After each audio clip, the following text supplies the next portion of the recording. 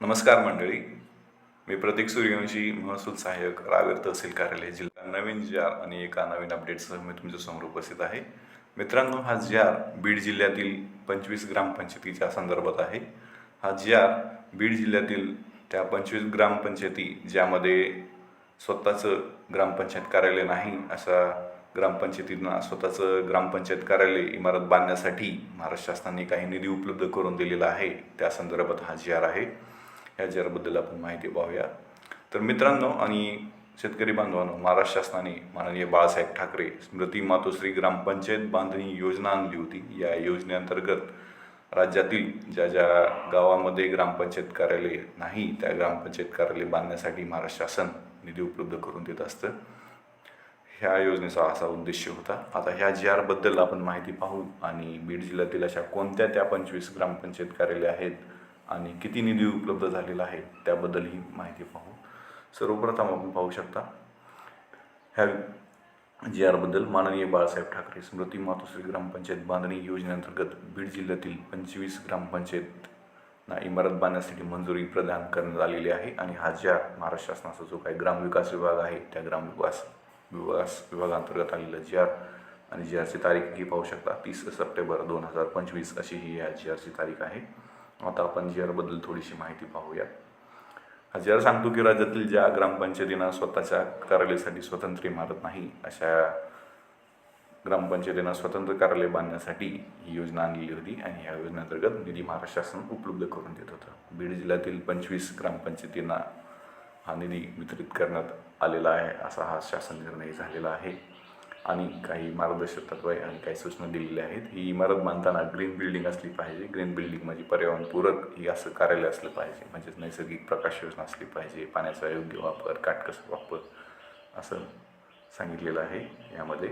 आता आपण पाहू शकता की ह्या जे काही कार्यालय आहे ते जास्तीत जास्त 1 वर्षाच्या आत पूर्ण होईल असं नियोजन केलं पाहिजे. आणि त्रैमासिक अहवाल जो आहे या सगळ्या कामाचा ते जिल्हा परिषदेचे जे काही उपमुख्य कार्यकारी अधिकारी साहेब आहेत यांनी दक्षता घ्यावी असं ह्या सांगितलेलं आहे योजनेअंतर्गत.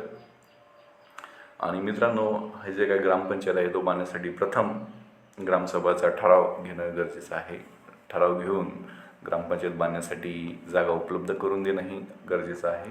त्यानंतर ह्या ग्रामपंचायतीचं बांधकाम सुरू होईल असं सांगितलेलं आहे. आता आपण डायरेक्ट कोणकोणत्या त्या अशा ग्रामपंचायती आहेत आणि किती निधी उपलब्ध झालेला आहेत हा पाहूयात.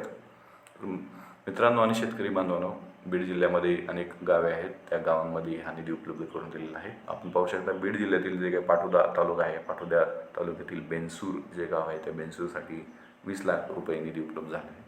मित्रांनो, हा जो काही निधी आहे तो निधी महाराष्ट्र शासन उपलब्ध करून देतं त्या गावातील लोकसंख्येच्या प्रमाणामध्ये. कुठल्या गावाला 20 लाख, कुठल्या 25 लाख अशा प्रमाणामध्ये उपलब्ध करून दिलेला आहे. आणि मित्रांनो, हा जो निधी आहे हा निधी शासनाने उपलब्ध करून दिलेला आहे. आणि ग्रामपंचायतीलाही गाव लेवलला काही निधी ह्यामध्ये ॲड करून ग्रामपंचायत कार्यालय बांधायचे आहेत. आता आपण पाहूयात आष्टी तालुका. आष्टी तालुक्यातील हे जे काही गावे आहेत, खरडगव्हाणसाठी 20 लाख निधी उपलब्ध झालेला आहे. सुरडीसाठी 25 लाख निधी उपलब्ध झालेला आहे आणि पांढरीसाठी 25 लाख निधी उपलब्ध झालेला आहे हे आपण पाहू शकता. आता आपण बीड तालुक्यातील काही गावे आहेत. बीड तालुक्यातील आपण पाहू शकता कोरगव्हाणसाठी 20 लाख आणि